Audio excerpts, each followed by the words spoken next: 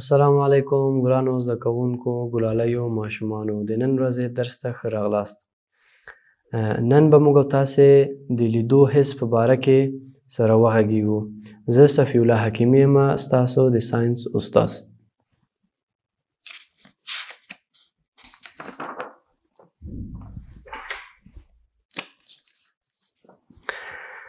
ښه، مخکې له دې چې موږ د نن ورځې درس ولولو، راځئ چې یارې د تیر درس یوه لنډه ارزیابي او ارزونه وکړو. ښه ګرانو ماشومانو، غوږ له څو برخو څخه جوړ شوی ده؟ کولی شئ چې نوم یې واخلئ؟ غوږ له دریو برخو جوړ شوی، صحیح ده؟ بهرنۍ برخه، منځنۍ برخه او دننۍ برخه. آفرین، څو؟ درې برخې. صحیح ده؟ بل سوال، خپل غوږونو څرنګه له خطرونو څخه ساتلی سو؟ خپل غوږو ته که چیرې موږ د تیزو نوک لرونکو شیانو څخه ډډه وکړو، نو موږ غوږونه به سالم وي او خطرونه به ساتل سوی. اورېدل څه ارزښت لري؟ اورېدل ډېر زیات مهم دی. که موږ تاسې ونه کړی شو چې خبرې واورو، نو کولی نه شو چې خبرې زده هم کړو. نو دا ډېر غټ اهمیت لري اورېدل موږ تاسو ته، صحیح ده؟ نو ډېر کوښښ وکړئ چې خپل غوږو ته مو زیان ونه رسوئ. هېڅکله ډېر فکر ورسره کوئ. راځئ څخه د نوی درس مو ولولو. ښه، نن موږ تاسې به د لیدلو حس په باره کې وغږیږو. موږ تاسې به نن په دې باره کې غږیږو چې د لیدل څنګه موږ کولی سو.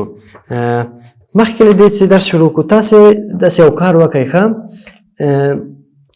تاسې سترګې پټې کړئ، سترګې پټې کړئ او ما ته راته ووایئ چې دغه د دغې سترګې پټې دي که نه؟ سترګې پټې دي، د دغه سترګې رنګ څه شی ده؟ راته ویلی شئ که نه شئ راته ویلی؟ نه شئ ویلی؟ ښه، اوس هم سترګې لوڅې کړئ، اوس یې راته ووایئ چې رنګ یې څه رنګ دی. ګورئ چې رنګ یې آسماني یا شین ده. ښه، په دې موږ تاسو ته ښکارېږي چې سترګې موږ تاسو ته د اشیاو رنګونه راښیي. صحیح ده؟ ښه، راځئ چې اوس خپل درس شروع کړو. متن معیاري ولولو، بیا وروسته لږه سره غږیږو.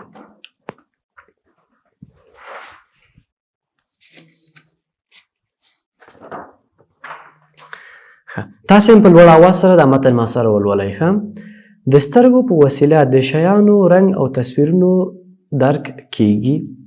سترګې انسان خطرونو ته متوجه کوي. سترګې د کار او فعالیت پر ترسره کولو کې ارزښت لري. سترګې د کرې په شان بڼه لري چې د سر د کاسې په ننوتلې برخه کې ځای لري.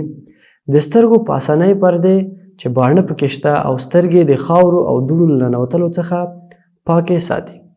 د سترګې رنګ لرونکې برخه د انبیې په نامه سره یادیږي او په منځ کې د کسي سوری واقع لري چې د کسي په نامه یادیږي.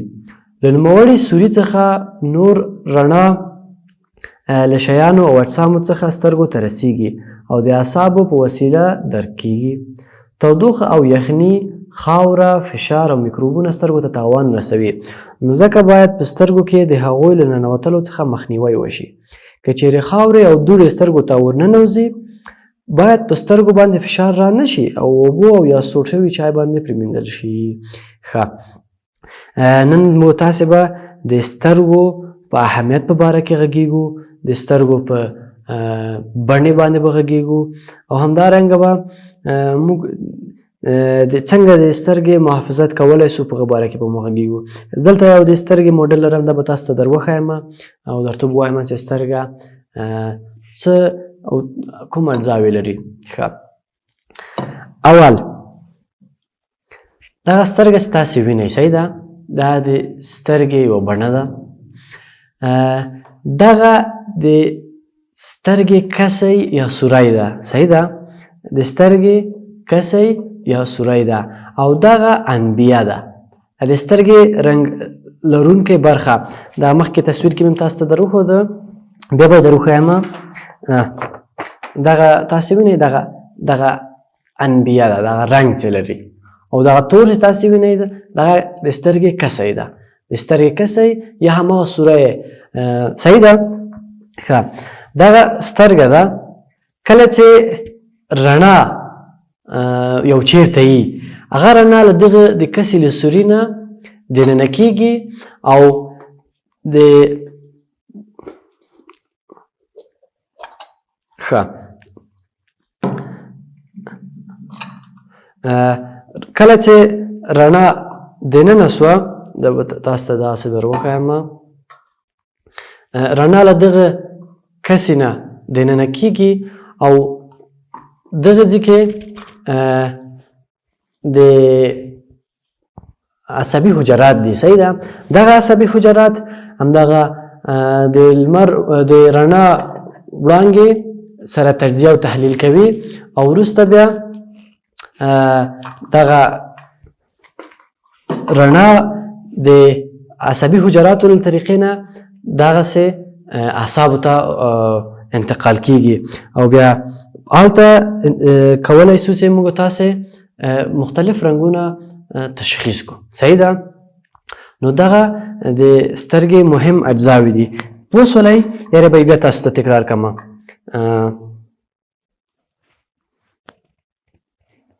ښه، دا زموږ د سترګې ماډل دی.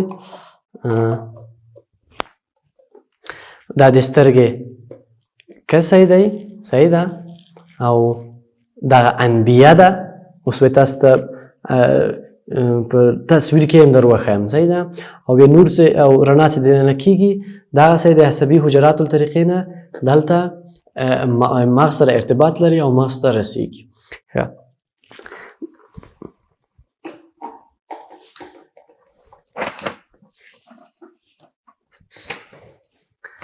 دغه د موږ د سترګې تصویر دی.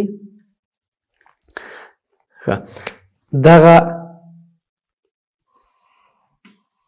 هماغه توروالی چې موږ تاسې وینو. صحیح ده؟ دا د سترګې کسی دی. د سترګې کسی، دا هلته به یې ولیکم، د سترګې کسی. او دغه جایونه چې تاسې وینئ دا د سترګې رنګ ده. صحیح ده؟ کله چې رڼا راسي د کسي سوري ته، دغه که چېرې رڼا زیاته وي دغه انبیه ځان وړکی کوي، تر دغه ځای پورې ځان رارسوي، وړکی سي، دا سوری موږ تاسو ته وړکی ښکارېږي. او که بیا هغسې رڼا زیاته سي دغه سره لرې کېږي او ډېره رڼا پرېږدي. صحیح ده؟ نو دغه کسی ده او دغه هم انبیه ده. ښه، وروسته به دغه رڼاوې راځي، دغلته د عصبي حجرات دي. صحیح ده؟ دلته دغه رڼا تجزیه او تحلیل کوي او ویني چې د کوم رنګ ده، څه رقم شکلونه موږ ته راوړي، او بیا هغه الکترونیکي سیګنالونه دغسې ځي مغز ته. صحیح خبره ده؟ ښه، په دې هم پوه شوئ. موږ تاسې نن یوه تجربه هم لرو. صحیح ده؟ چې دغه اعصاب څنګه دغه سترګې امواج، نوري امواج څه رقم راټولوي او اعصابو ته انتقالوي. د هغه لپاره د دې تجربې انجامولو لپاره موږ تاسې لپاره 2 دانې ګیلاسونه پکار دي. صحیح ده؟ 2 ګیلاسه به رااخلو.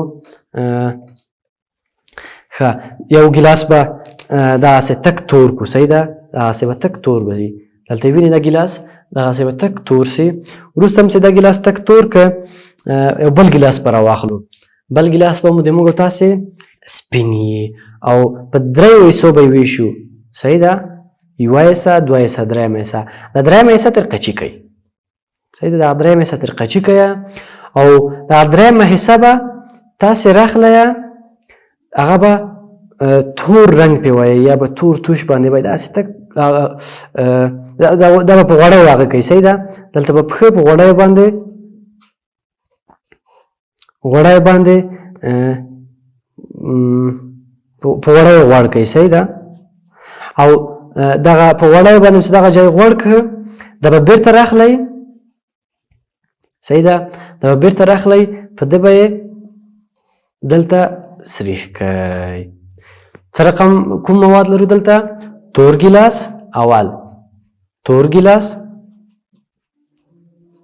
ګیلاس به راخلی او توروی به یې صحیح ده او بل سپین ګیلاس په درېیمه حصه به یې داسې تر غوڅ کوي او هغه به راواخلی د بیخې په غوړیو غوړ کوي صحیح ده او دا چې په غوړیو غوړ څه بیرته به یې راوړی په همدغه ګیلاس باندې به یې سریح کوي وروسته هم چې سریح کړه په ګیلاس باندې دا ګیلاس به بیرته راخلی بیرته به یې راخلی او په اولي ګیلاس کې به یې دغسې ور دننه کوي او د تور ګیلاس کې به داسې وړه کوئ سوری کوئ صحیح ده دا هلته موږ تاسې دا مواد لرو زه به یې اوس تاسو ته عملي در وښیم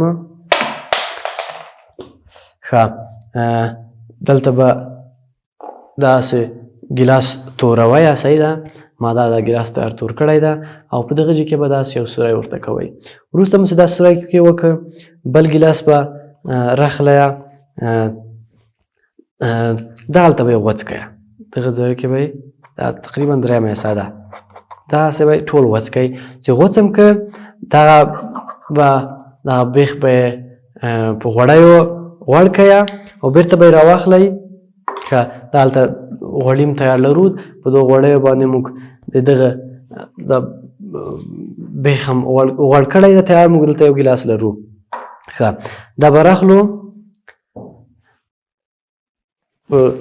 کله چې غوړ که لکه دغه غوندې صحیح ده دغه ځای به غوړ سي او دا به بیا په دغه ګیلاس کې داسې ور دننه کوئ صحیح ده بیا تاسې څه وکئ دلته یو تصویر رسم کوي صحیح ده تصویر به رسم کوئ او بیا تاسې کولی شئ چې دلته د همغه تصویر وګورئ دا هلته به تاسې تصویر راځي تصویر به له دغه ځای نه له دغه سوري نه دننه کېږي او دغلته به تاسو ته ښکاره کېږي ما اوس غوړ کړي دي خو لږ به یې پرېږدئ چې لږ ښه دا غوړي جذب کړي بیا وروسته تاسو دا کار کولی شئ چې دغلته تاسې ته دغه تصویر اما تصویر چې دغلته ده دلته تاسو ته راځي او سترګه هم په همدغه رقم سره ده تصویرونه مثلا لکه د کسي غوندې را اخلي او دلته یې انعکاس ورکوي د سترګې دننه برخه کې او بیا دلته د مغز حجرات دي هغه تصویرونه ټول راټولوي او مغز ته یې رسوي ښه ډېر ښه دغه د نن ورځې تجربه ده هیله لرم ستاسې په کور کې ده وکړئ راځئ چې دغه درس یاره بیا په لنډ ځره ووایو بیا به درس بس کړو نن هم څه وویلې دلته به تاسې د سترګو په وسیله شیان او تصویرونه درک کېږي صحیح ده شیان او تصویرونه درک کولی سو باید انسان سترګې انسان ته خطرونه متوجه کوي او انسان کولی شي چې خطرونه وویني او له هغه نه ځان بچ کړي صحیح ده سترګې رنګ لرونکې برخه انبیه ده کومه برخه انبیه ده مخکې مې تاسو ته در وښودله دغه رنګ لرونکې برخه څه ده انبیه ده یاده مو نه وځي که نه دغه رنګ لرونکې برخه انبیه په نامه ده انبیه صحیح ده بیا دغه منځوی برخې کسی په نامه ده صحیح ده کله چې رڼا زیاته وي د کسی وړکی کېږي او کله چې رڼا کمه وي کسی غټېږي ځکه چې ډېره رڼا موږ ته پکار کېږي چې دننه سي سترګو ته نو سترګو نه د سترګو د محافظت لپاره باید موږ تاسې ډېر کوښښ وکړو چې خاورې او دوړو نه ځان وساتو صحیح ده او که چیرې سترګې چېرته داسې هغه فشار لاندې راغلی خاورې سترګو ته لاړې نو په اوبو یې زر پرېمینځئ او کولی شئ که اوبه نه وې دستي یخ چای هم سترګې پاکولی شي ډېر ښه یې پاکوي او موږ تاسې د سترګو په اسانۍ پرده کې باڼه لرو چې هغه باڼه موږ تاسو ته ډېره ګټه کوي د خاورو او د دوړو د ننوتلو لپاره. ښه دا و د نن ورځې درس ماشومانو. هیله لرم چې درس مو زده کړی یي. نن ورځې درس تاسې یو سره ځان سره مرور کړئ، ویې ګورئ او د ارزونې په خپلو کتابچو کې حل کړئ. همدارنګه کورنۍ دندم دغلته په کتابو کې لیکل سوې ده، تاسې یې وګورئ، حل یې کړئ. که پوښتنې هم درلودې موږ ته پوښتنې راواستوئ. سبا ورځې به زه بیا دا داسې لنډ مختصر تکرار وکړم او د ارزونې ته به تاسو ته حل کړم. ښه دا و د نن ورځې درس. د الله په امان.